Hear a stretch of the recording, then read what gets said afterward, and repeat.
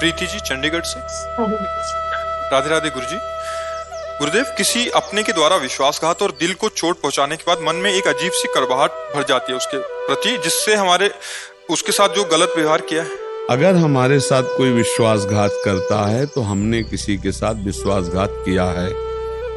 हमारा पक्की बात मान लेना, आप संशय मत करना, क्योंकि अगर हमारे द्वारा कर्म नहीं बिगड़ा है तो हमारे साथ कोई कर्म बिगाड़ नहीं सकता। अवश्य में भोक्तव्यम कृतम कर्म शुभाशुभम, इसीलिए कहा जाता है अपने कर्मों को सुधारो।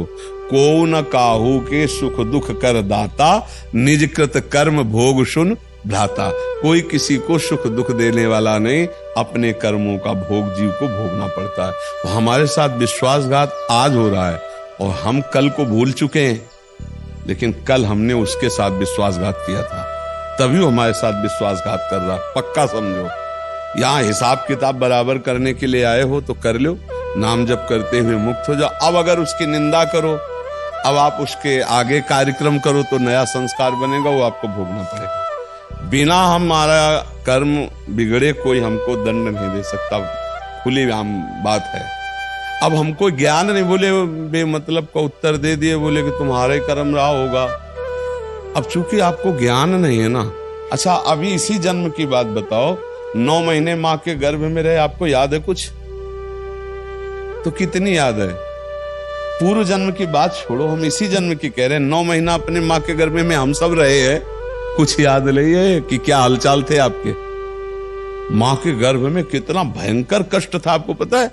मलमूत्र के बीच में कीड़े की तरह हम थे भाई।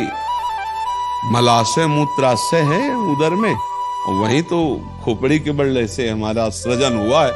हमें याद है, बोला 1 सेकंड का अनुभव करके बताओ कि माँ के गर्भ में क्या, तो फिर पीछे के कर्म का कैसे याद होगा तुम्हें? जब इसी जन्म का याद नहीं, तो मानना पड़ेगा बिना कर्म के हमें कोई सुख दुख नहीं दे सकता। अगर जैसे मान लो कोई पुत्र आया, ऐसा पवित्र आचरण करता है, ऐसे कार्य करता है, माता पिता देख देख के सुखी होते नहीं होते? और एक ऐसा आता है कि जन्म से ही कष्ट देना शुरू कर देता है, पैसा बर्बाद करना शुरू कर, पूरा जीवन नरक कर देता है। क्या हुआ? एक कर्म को भुगताने के लिए आया, पाप कर्म को, तो दुख ही दुख देता चला गया। एक आया पुण्य कर्म को भुगताने के लिए, कि उसके आचरण देख देख कर, उसका व्यवहार देख देख कर माता पिता का हृदय शीतल होता है, क्योंकि तुमने थोड़ी पुत्र की रचना की है। सब कोई चाहता है हमारा पुत्र हमें सुख देने वाला बने, तुम्हारे कर्म ने रचना की। अब कोई ऐसे आते हैं कि जन्म से ही बीमारी शुरू हो गई, पैदा होते ही लाखों करोड़ों रुपए खर्चा हुए और फिर इसके बाद पधार गए, रुपया भी बर्बाद हो गया और चले गए। वो अपना कर्जा लेने आए थे। एक आया कि बचपन से कमाना शुरू किया और माता पिता को खूब सुख प्रदान किया, वो आया है हिसाब देने के लिए, वो हिसाब दे रहा।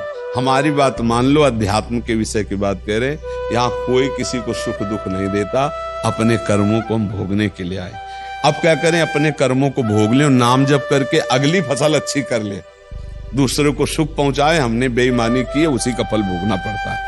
बोले हमारे साथ उसने विश्वासघात किया तो हमने पक्का विश्वासघात किसी के साथ किया नहीं, हमारे साथ कोई विश्वासघात नहीं कर सकता। क्यों? किसका प्रश्न था? जी उसके बाद ये पूछ रहे हैं कि जिसने हमारे साथ गलत किया होता है, फिर जब उसके साथ गलत होता है तो फिर हमें बड़ा अच्छा लगता है कि भगवान ने सही किया। नहीं, मेरे साथ नहीं, उसका कर्म है, तुम्हारे से थोड़ी हो गया। तो तुम्हारा बुरा किया तो इसके बाद उसका, अरे तत्काल थोड़ी किसी का दंड मिलता है। आप देखो कितने ऐसे आतंक फैलाने वाले लोग, दुष्ट स्वभाव के लोग बड़े बड़े अपराध करते हैं और तुमको आनंद में दिखाई देते हैं, बड़े सुखी दिखाई देते हैं। वो तत्काल थोड़ी, एक किसान फसल बोता है तो 4-5 महीना लगता है भैया।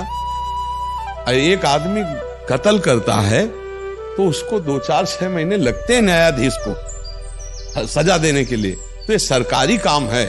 अब आपका कोई बेईमानी की और तत्काल उसका एक्सीडेंट हो गया, हाथ पैर टूट गया, तो आप समझते हो कि आपका करने नहीं, उसका वो कर्म संयोग चल रहा है।